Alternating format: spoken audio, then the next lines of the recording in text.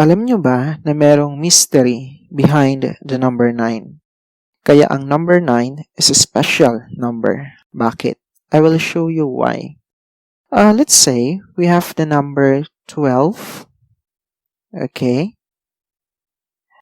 Now, if we add the first digit na 1 dun sa second digit na 2, what is 1 plus 2? That is 3.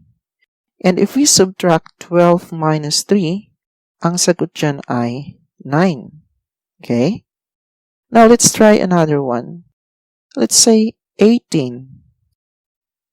If we add 1 plus 8, the answer is 9. And what is 18 minus 9? That's 9. Diba? Now, how about if we have 15? And what is 1 plus 5? That is 6. If we subtract that, anong sagot? That is 9. Okay? About, let's go more than 20. Let's say 26. What is 2 plus 6? That's 8. Diba? And what is 26 minus 8? So this will become 16. This will become 1. So 16 minus 8, that is 8. And bring down 1. And what is 1 plus 8? Hindi ba? That is also 9.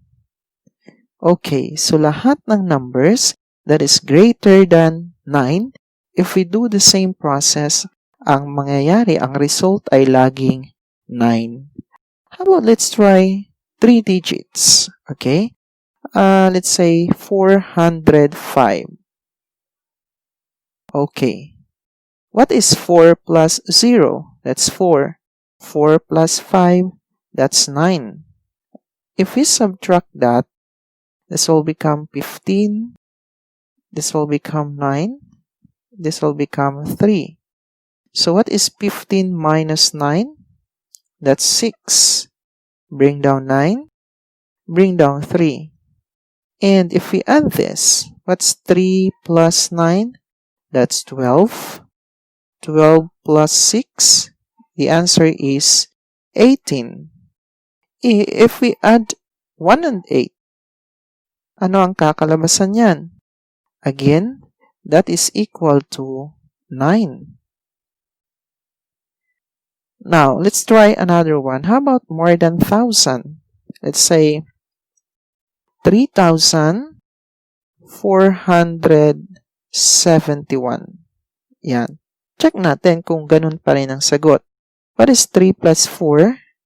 That is 7. 7 plus 7, that's 14. 14 plus 1, that's 15. So, minus 15. Okay? So, this will become 11, and this will become 6. 11 minus 5, that's actually 6. 6 minus 5, that's 6 minus 1, that's 5. Bring down 4. Bring down 3. And what is 3 plus 4? That's 7. What's 7 plus 5? That's 12. 12 plus 6? The answer is 18. And what is 1 plus 8?